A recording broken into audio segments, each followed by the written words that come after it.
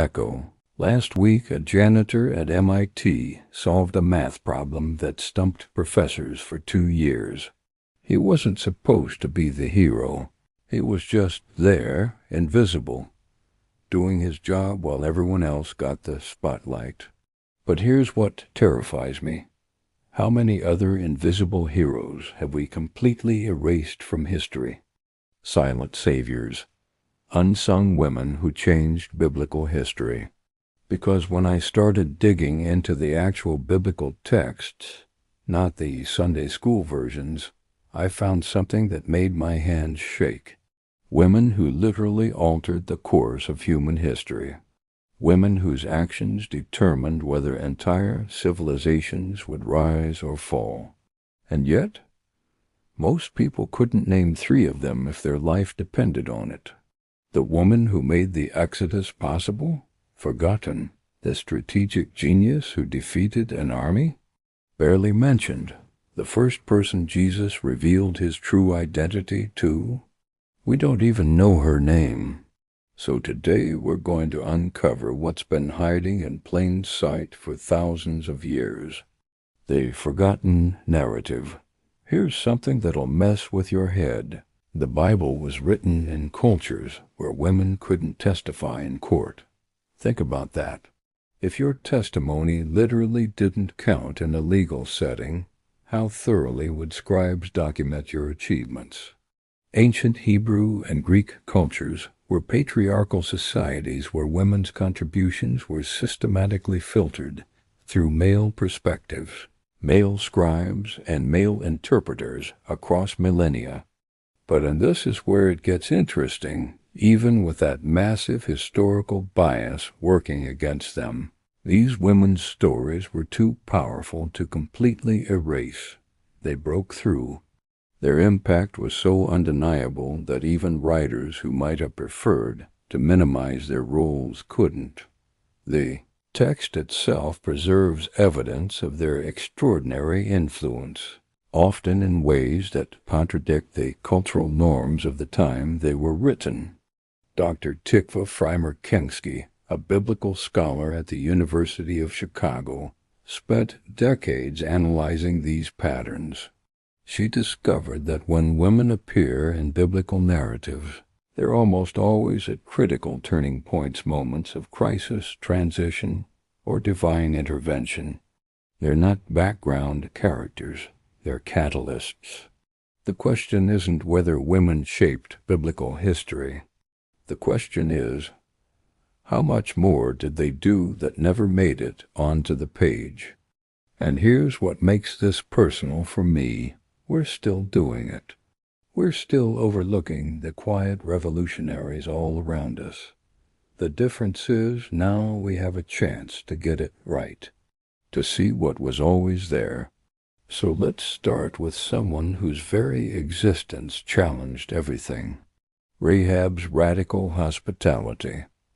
Rahab lived in Jericho, working in a profession that made her an outsider even in her own city. But here's what most tellings miss entirely. She was running an intelligence operation.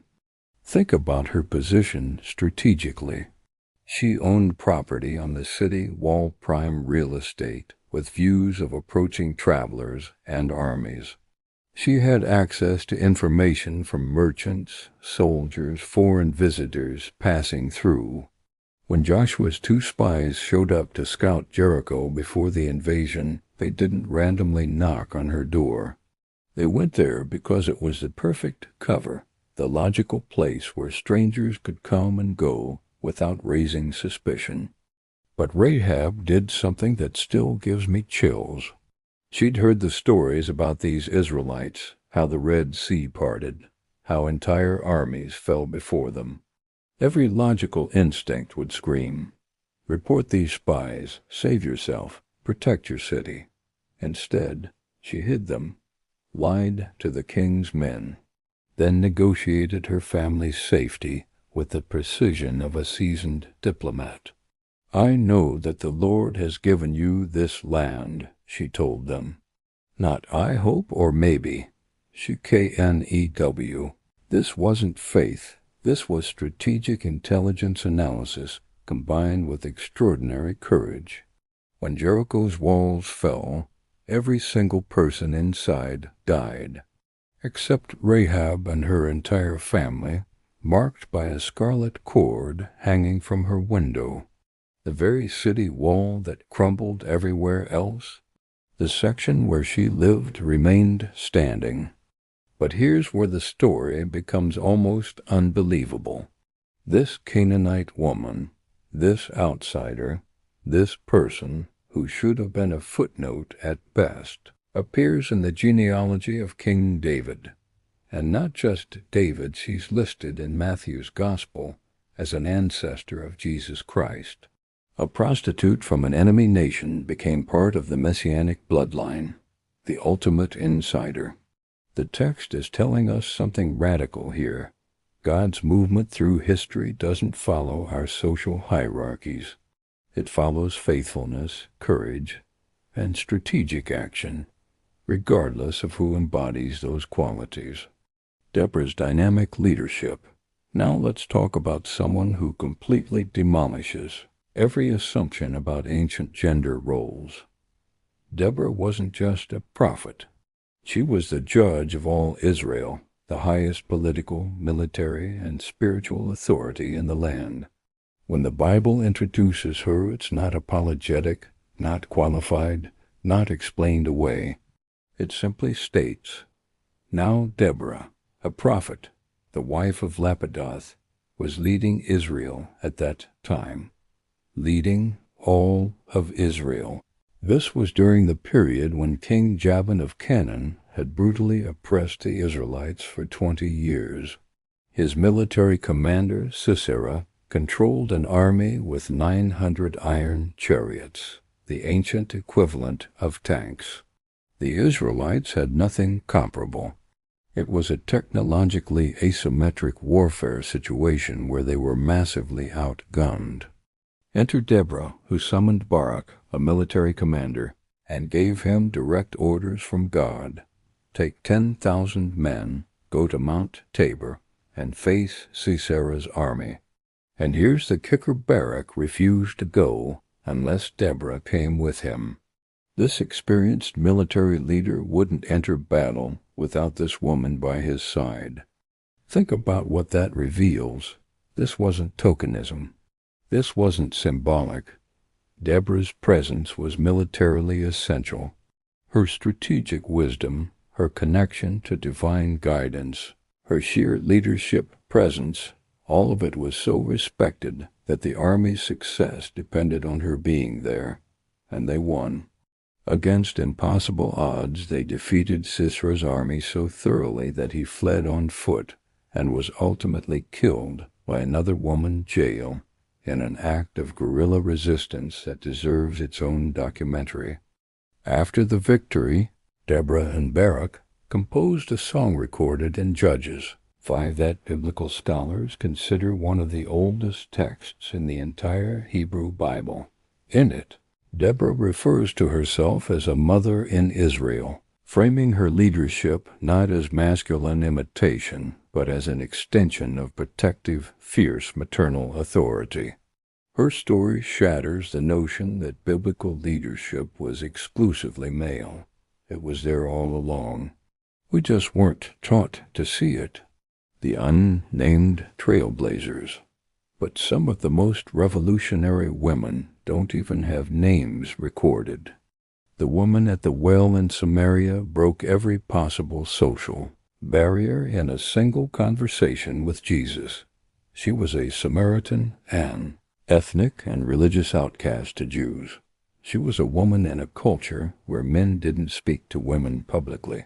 She'd been married 5 times and was living with someone she wasn't married to, making her a social pariah even among her own people.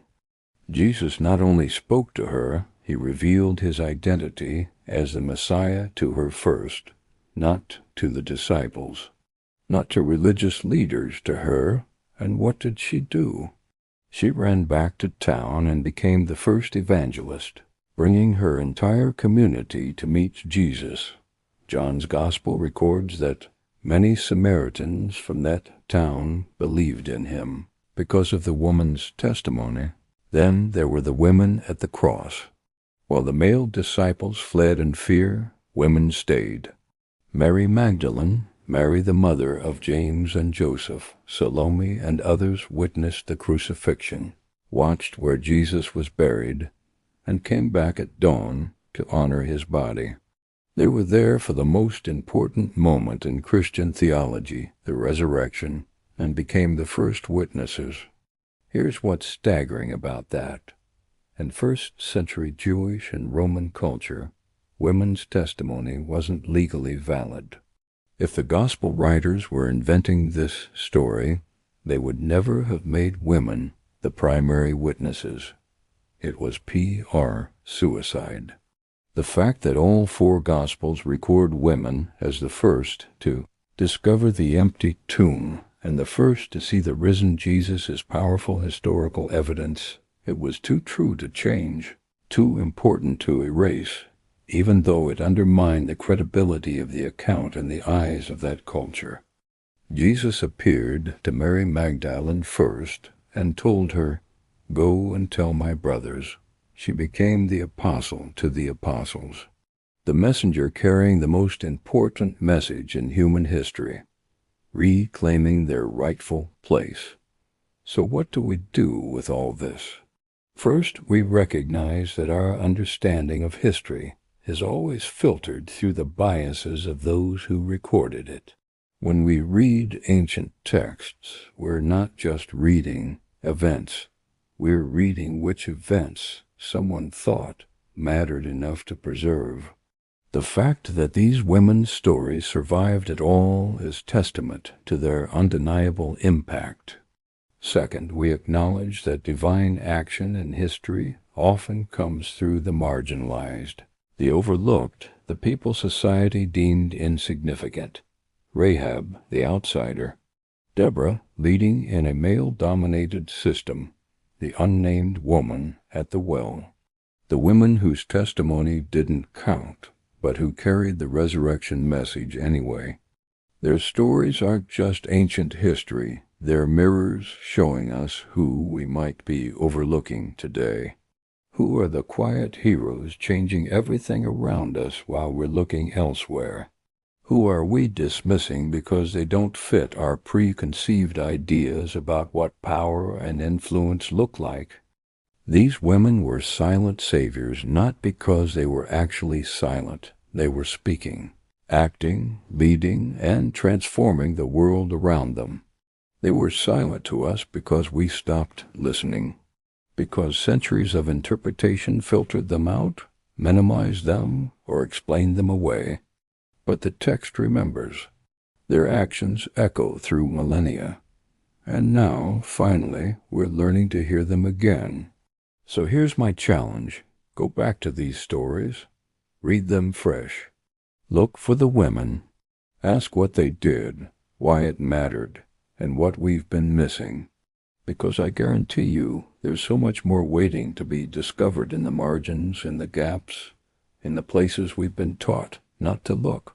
The invisible heroes were never actually invisible. We just needed to learn how to see.